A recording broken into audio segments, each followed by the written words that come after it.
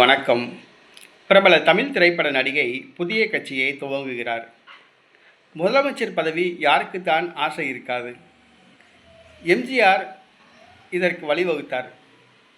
1972ஆம் ஆண்டு அதிமுக என்ற ஒரு புதிய கட்சியை துவக்கி அவர் ஆட்சியை பிடித்தார். அவர் திடீரென்று நடிகராக இருந்து அவர் கட்சி ஆரம்பிக்கவில்லை, ஆட்சியை பிடிக்கவில்லை. அதற்கு முன்பாகவே ஒரு 10 ஆண்டுகளுக்கு முன்பாகவே அவர் அரசியலில் இருந்தார்.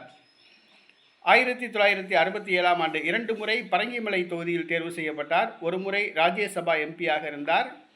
சிறுசேமிப்பு குழு தலைவராக இருந்தார். திமுகவின் பொருளாளராக இருந்தார். திமுகவில் அவர் 2ஆம் கட்ட தலைவராக அண்ணாதுரைக்கு அடுத்தாற் கொண்டு இருந்தவர். அவர் ஏற்கனவே அரசியலில் இருந்தவர். கட்சியிலிருந்து நீக்கப்பட்டதால் அவர் புதிதாக ஒரு கட்சியை ஆரம்பித்தார். அதற்கு அடுத்தபடியாக எம்ஜிஆருக்கு பிறகு அவருடைய வாரிசாக செல்வி ஜெயலலிதா முதலமைச்சராக பதவி வகித்தார். இந்த எம்ஜிஆர், ஜெயலலிதா திரையுலகத்தை சார்ந்தவர்கள் அரசியலில் ஜொலித்த காரணத்தினால் தாங்களும் கட்சி ஆரம்பித்தால் ஆட்சியை பிடித்து விடலாம் என்று கருதுகின்றனர்.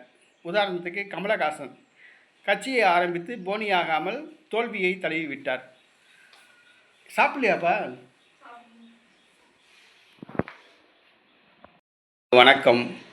பிரபல தமிழ் திரைப்பட நடிகை புதிய கட்சியை துவங்குகிறார். முதலமைச்சர் பதவி யாருக்குத்தான் ஆசை இருக்காது? எம்ஜிஆர் இதற்கு வழிவகுத்தார். 1972ஆம் ஆண்டு அதிமுக என்ற ஒரு புதிய கட்சியை துவக்கி அவர் ஆட்சியை பிடித்தார். அவர் திடீரென்று நடிகராக இருந்து அவர் கட்சி ஆரம்பிக்கவில்லை, ஆட்சியை பிடிக்கவில்லை. அதற்கு முன்பாகவே ஒரு 10 ஆண்டுகளுக்கு முன்பாகவே அவர் அரசியலில் இருந்தார். 1967ஆம் ஆண்டு 2 முறை பரங்கிமலை தொகுதியில் தேர்வு செய்யப்பட்டார். ஒரு முறை ராஜ்யசபா எம்பியாக இருந்தார். சிறுசேமிப்பு குழு தலைவராக இருந்தார். திமுகவின் பொருளாளராக இருந்தார். திமுகவில் அவர் 2ஆம் கட்ட தலைவராக அண்ணாதுரைக்கு அடுத்தாற் கொண்டு இருந்தவர். அவர் ஏற்கனவே அரசியலில் இருந்தவர்.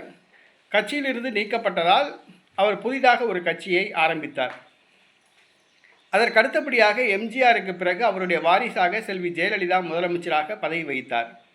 இந்த எம்ஜிஆர், ஜெயலலிதா திரையுலகத்தை சார்ந்தவர்கள் அரசியலில் ஜொலித்த காரணத்தினால் தாங்களும் கட்சி ஆரம்பித்தால் ஆட்சியை பிடித்து விடலாம் என்று கருதுகின்றனர். உதாரணத்துக்கு கமலஹாசன் கட்சியை ஆரம்பித்து போனியாகாமல் தோல்வியை தழுவிவிட்டார்.